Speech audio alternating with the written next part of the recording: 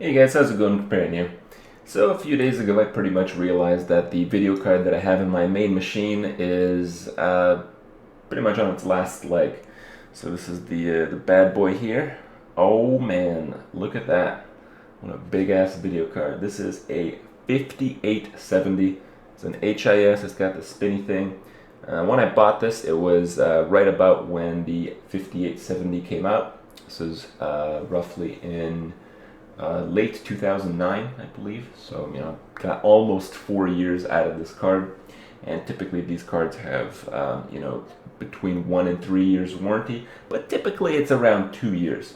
So obviously, the problems that it's having are going to pretty much stay that way. I don't really know how to fix these things, but maybe one day I'll try to figure out, and maybe one day I'll fix it. But for now, it's pretty much a paperweight. So you can realize when your video card goes bad if you're getting the driver has stopped responding errors after your screen goes black, or if your computer just the display is gone, but you realize that the computer is still going. Sometimes it's the monitor, sometimes it's the graphics card. But the real way to find out is you get one of these benchmark softwares. You can pretty much just Google GPU benchmark or something like that, and you'll see lists of these softwares. I like to use PC Mark, FurMark, something like that. And what these programs do is they stress out your video card, and if your video card has some issues with it, you'll see failures, or there should be fairly noticeable after a significant amount of time with these benchmarks. Typically, the hardware is going to fail when you push it to the limit, and that's what these programs do. So pretty much realized that the video card's done, but being the kind of guy that I am, I took the video card out of my backup computer, put it in that one, and took the video card in my backup computer and put it in my backup computer. So my backup computer doesn't have a video card, but I think I actually have a spare one, so no big deal. The issue I want to talk to you guys today about is buying stuff like that and what to look for, and a few details about this stuff. So a lot of you guys give me some some smack talk about having some crappy video card and all that, but the 5870 was a beast. It was like a $400, like $450 actually, video card when I bought it. It was absolutely top of the line. And when I was buying it, I was like, oh man, I want the best video card because I want to be the best gamer. I gotta have the best stuff. Well, that's sometimes true. It's not really true this time.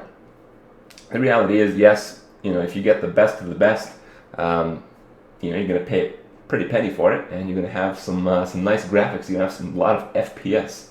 But if you have a crappy CPU, which I actually had at the time, it doesn't really matter. It doesn't really add anything to what you're doing. Typically, when you're playing a game, it's going to be limited on something. If it's limited on graphics, you can, if you really want that extra FPS, you can buy a really expensive video card. To know this stuff, you typically just look up the game and you look up benchmarks and you see what kind of caps it. But these days, if you have like a i7 or if you even have like an i5 CPU, your CPU's typically not the bottleneck unless you're playing one of these big MMOs or something like that. So the GPU can be the bottleneck, but if you've seen the benchmarks, this is you're talking 200 FPS in some of these games.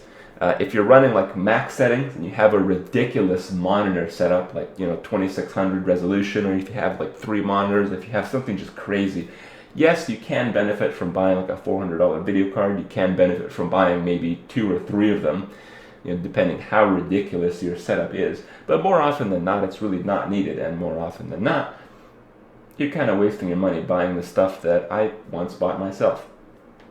The strategy that I like to adapt when buying the stuff is, think about it this way.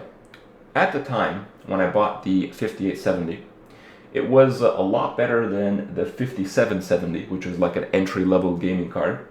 But if I had bought a 5770, it would have cost me roughly 1/3 of the amount that that video card cost me, and it would have lasted me probably a good 2, maybe 3 years, maybe even 4. I mean, I'm still using a 460 right now. That was in my backup computer. It works fine. I'm not going to buy another one. Why should I? Maybe another day when this one breaks down, but that probably won't be for a while. It might last me almost as much time or as much time as that one. But even if it doesn't, I can just buy a second video card for the same, and still be within that price range. And at that point, I might still have warranty on the second card. I might still have warranty on the first card. It costs 3 times as much. I might buy a third card. What I like to do these days is I like to buy components that I know are good enough, because that's really what it comes down to when buying computer components. So what I like to do is I like to get the entry level or the one above of the current generation of graphics cards.